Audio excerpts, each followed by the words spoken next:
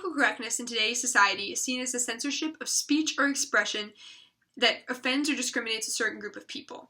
Now, this practice can be seen throughout the United States, but it has particularly emerged on college campuses recently.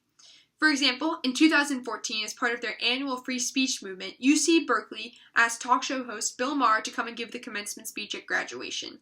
However, he sparked tension on campus when just months before his scheduled appearance, he made controversial statements concerning Muslims. Specifically, on his October 3rd, 2014 show, Bill Maher, during a discussion on the severity of punishments within the Islamic faith, said that 90% of Egyptian Muslims believe that death is the appropriate response to leaving the religion.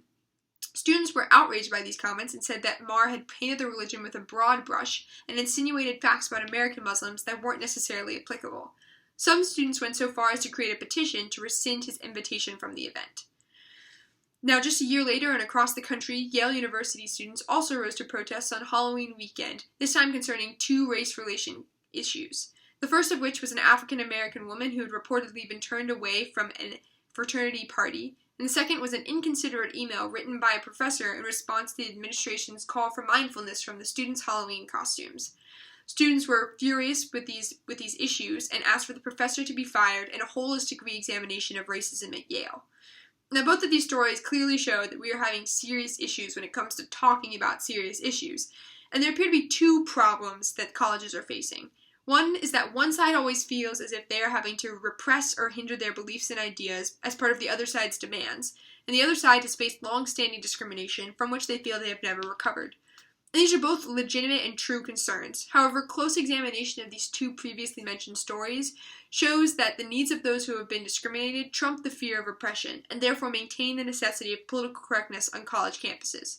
Now, there are three main reasons for this conclusion. The first of which is that these movements have clear and legitimate claims for their actions. The second is that the movements create measurable benefits for the disadvantaged groups. And third is that the restrictions on free speech that these movements create are part of society's ever-changing and ongoing re-examination of how we view freedom of speech. Now, specifically referring to my first point, Berkeley students had very clear reasons for their frustration with Maher.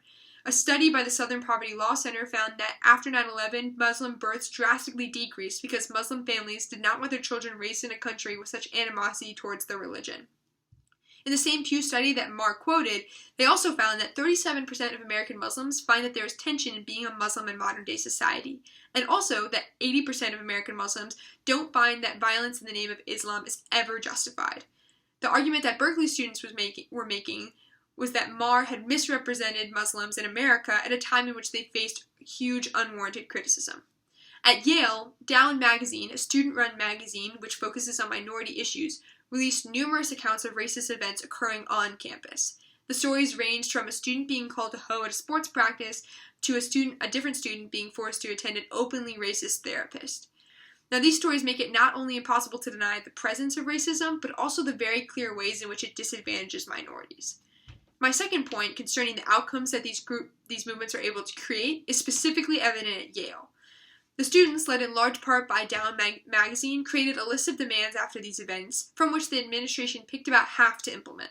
The demands ranged from increasing the availability of ethnocentric courses, to renaming a college that referenced the notoriously racist John C. Calhoun, to even restructuring the financial aid system so as not to academically hinder those who faced more economic need than others. All of their demands had measurable benefits for the disadvantaged group. And finally, the most emphatic argument that those who oppose political correctness use is that of freedom of speech.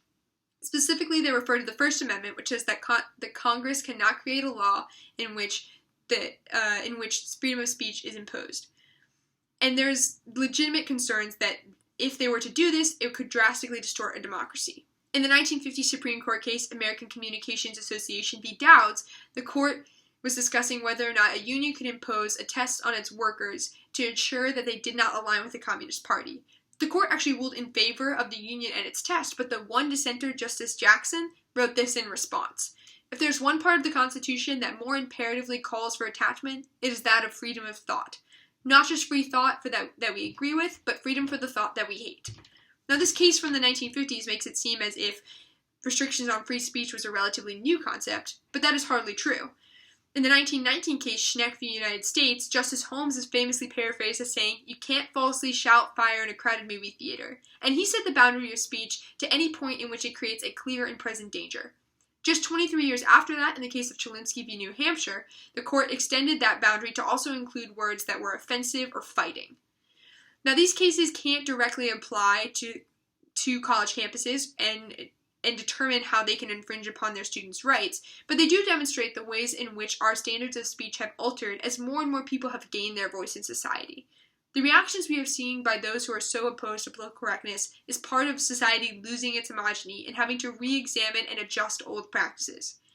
These political correctness movements draw attention to important and serious issues and discussions, and we must not let this natural tension and discomfort distract from that. Thank you.